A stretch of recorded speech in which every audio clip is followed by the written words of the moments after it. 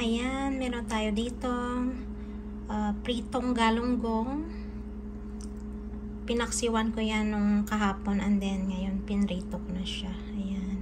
And then yung kalahati ng pompano, ayan, pompano fish ay aking pinrito din. Tapos yung kalahati ay aking sinigang.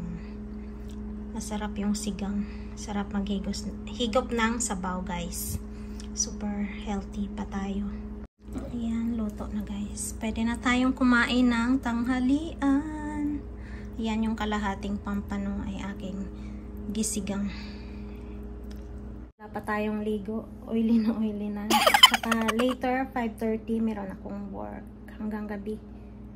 Ayan, wala dito si Habi kaya nakapagluto ako ng isda. Ayan, lunch na tayo.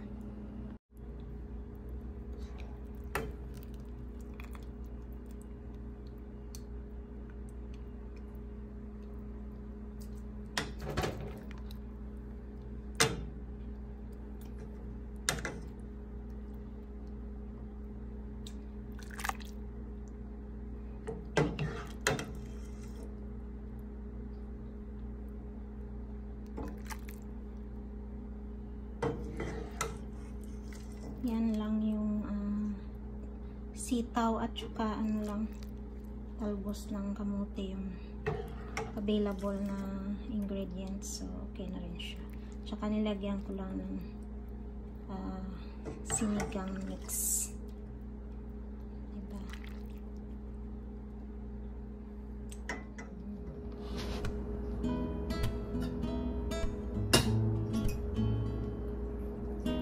Kain tayo, guys.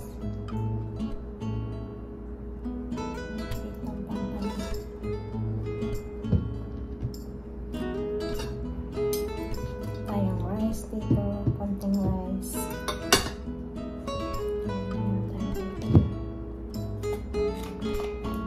Apple green tea.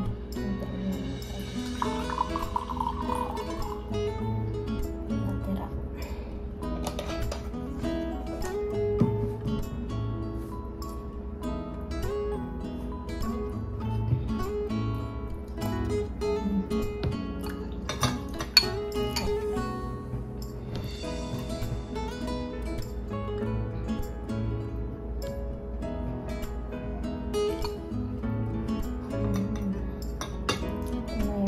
Sinigang na pampano.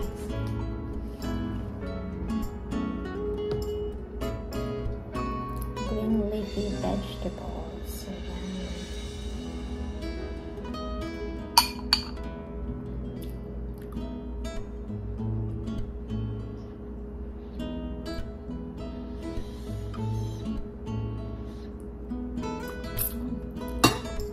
Thank you, Lord, for this food. So good.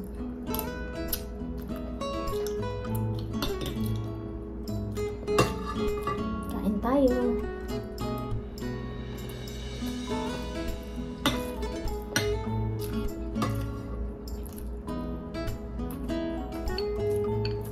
Gutom.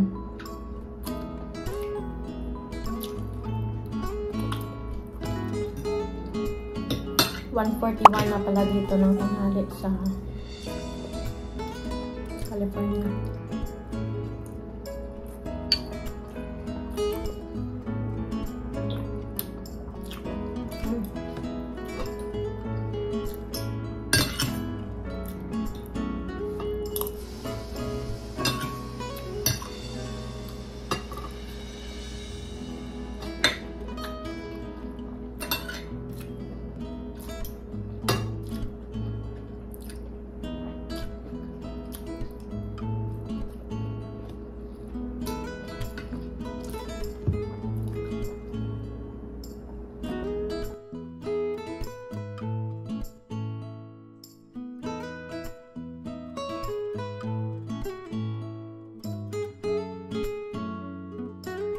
Friday pala ngayon dito, guys, sa amin. May work ako mamaya, and then si Corey may work siya. 5 pa yung off niya. Masarap tong pampano fish, guys. Ayan. laki. Nabili ko to sa Eli's Oriental Store. Sa binibila namin ng Pinoy products. Shout out to Kuya Dwayne. Sarap kuya.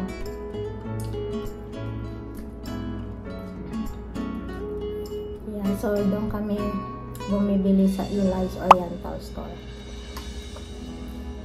Nasa $8 ata to or 7. Nakalimutan ko. Pero masarap siya. Ito yung isa sa mga paborito ko na fish, yung isigang or pretohin na. Sarap. Worth it naman yung price mo, guys.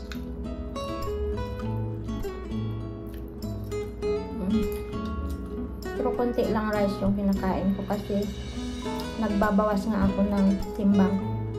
Nag-workout ako every morning, nag-jump rope at nag-jog or nag-walking kami sa park. 2 around sa buong park kami ni Habi. Kasi tumatanda na tayo.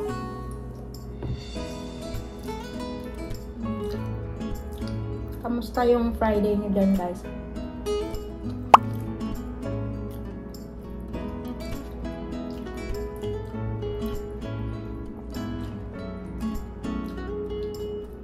So, yung work ko mamaya hanggang 9:30 ng gabi. At meron kaming bagong floor set na dumating. Bagong stocks na naman, guys. At new promotions. Bagong price. Ang daming bagong gaganda. Kaso lang, tingin-tingin lang. Wala tayong pambili.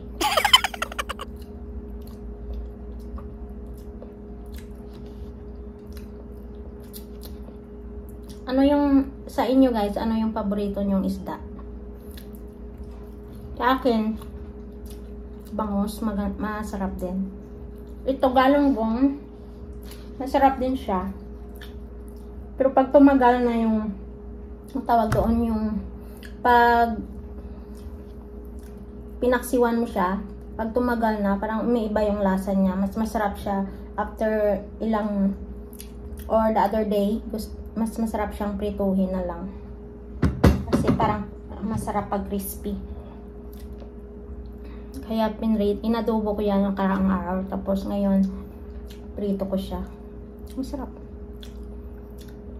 Kasi pag dito tayo sa Amerika, or sa ibang outside the Philippines, di ba? Nakakamiss talaga yung lutong Pinoy. Palagi na lang karne. Diyos ko, nakakasawa. Masarap yung isda. At saka, yung green beans pala, doon ko rin nabili sa Eli's Oriental Store kay Kuya Dwayne. Pero yung talbos ng kamote ko, kay Kuya Dwayne ko to binili, kaso lang, yung stem niya, tinanim ko, ayan, tumubo na siya. At meron na tayong talbos ng kamote sa munting backyard namin. At saka, may mga tanim kami doon. Ang tinanim namin dati, medyo okay na din siya. Malaki na sila pero wala pang mga bunga. I'm excited na baka next month or couple months sana bunga na yan. Green beans, ano pa nga yun? Parang tomato yun. At saka pepper. So, ito lang yung vlog natin guys kasi wala tayo masyadong ganap. I-exercise lang tayo dito. At nag-ikot-ikot ng park. Yeah. Naisipan ko mag-vlog. Saglit. Ayan. Sana okay kayong lahat. And have a good weekend. Ingat kayo lagi. Tapusin ko na lang to guys kasi di pa ako tapos na. Thank you for watching. Bye bye guys.